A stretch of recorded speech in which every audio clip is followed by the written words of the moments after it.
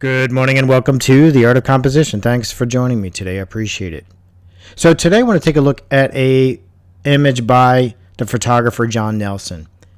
My sister asked me to go on his website and take a look at his gallery to see what I thought. Out of all the images I came across, I thought this was the strongest. I thought it was a beautiful composition, a great photograph, and usually what I'll do is when I select a photograph, I'll lay the harmonic armature on top of it to see where it lands. In other words, to see if it fits within the system of design, which I find to be the easiest system to learn. And speaking of that, I've decided, I was going back and forth whether I wanted to teach dynamic symmetry in 2021, but I'm not going to. And the reason is because everybody that I know that has looked at dynamic symmetry, they come back to me and they just don't get it. And the harmonic armature is so much easier to understand. It's a one-grid system. So I have enough information on my website for those that want to learn dynamic symmetry, but moving forward, I'm not going to focus in on it anymore because the artists and photographers that are looking at the information, they're just not getting it. And I understand why, because even in its most basic form, it's still much harder than the harmonic armature. So moving forward in 2021, this is all I'm going to focus in on because it's easy to learn and it's so universal, it's versatile, and you can use it for all your work for as long as you're creating art. But anyway, let me show you what this photograph looks like with the harmonic armature on top of it, and I'll show a few things that really stand out to me.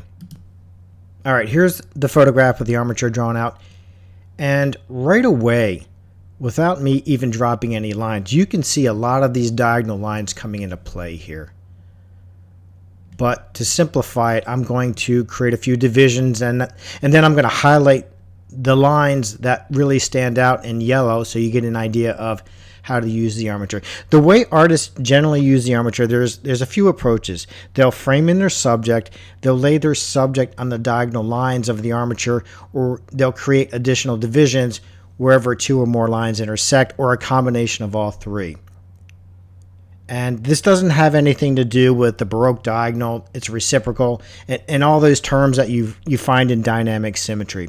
And somebody just emailed me asking me about that terminology, and I can tell right away all of that has to do with dynamic symmetry, and it just gets too confusing. When you're dealing with the harmonic armature, what you're looking for is you're looking to find a position on the canvas or in the frame, if you're a photographer, that is best suited for your subject or subjects. You can use the diagonal lines. Like I said, you can use divisions from the diagonal lines or a combination of all those different elements that I just mentioned. You can lay your subject on the diagonal line, use some of the divisions, and so on. And that's what I'm going to show today. So I'm going to drop a few verticals and horizontal lines. There's one right here, right? You have this strong vertical right here where both arms are meeting. You have this diagonal line being played out. You have this diagonal line here following the path of the arm, then going up into this area. Let me convert this to yellow just so it stands out a little bit better here. All right, and I'll thicken that line up just a notch. So you can see this strong division right here. It's falling where these diagonal lines intersect. It's a division. You have this diagonal line being played out in the hand and the arm. You have this diagonal line being played out with the face resting on that diagonal line. Remember, that's what I was saying. You can rest your subject on those diagonal lines. You have another one right here. You have this diagonal line in the arm. You have this diagonal line enclosing the head, right? You can frame in. You have this diagonal line following the path of the eyes. Again, just a few diagonal lines, a few divisions. You have a vertical division here, enclosing this area there.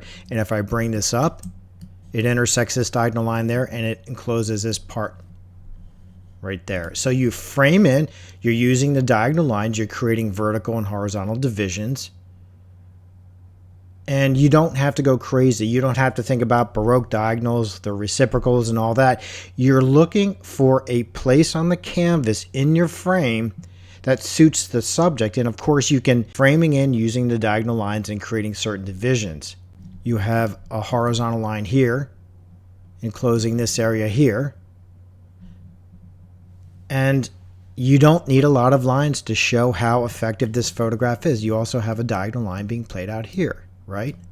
So you have this diagonal line coming down in the arm. It's following this up, catches this, and then it goes right into this diagonal line at this point. Here, here, up here. The face is landing on that diagonal line. It's resting on that line. And Caravaggio has a painting, I think it's called Madonna of the Pilgrims, where the main subject is resting on a diagonal line. It's the same idea. And you also have a division here, running vertically. So you have all these different lines being played out.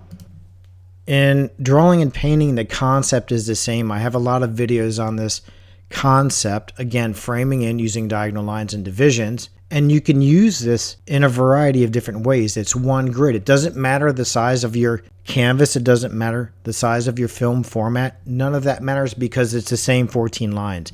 It's repetitive. So if you're just starting out learning design, you have to start here. Dynamic symmetry is just too difficult. And I just don't have a desire to teach it anymore because artists and photographers are just not getting it. The harmonic armature is the best way to go. And that's the direction I'm going to stay with this website. But again, if you have an interest in going into dynamic symmetry, I have enough videos to get you started. You can download Mikhail Jacobs' book. It's a free PDF and so on. But that's going to be it for today. Thanks for joining me. I appreciate it as always.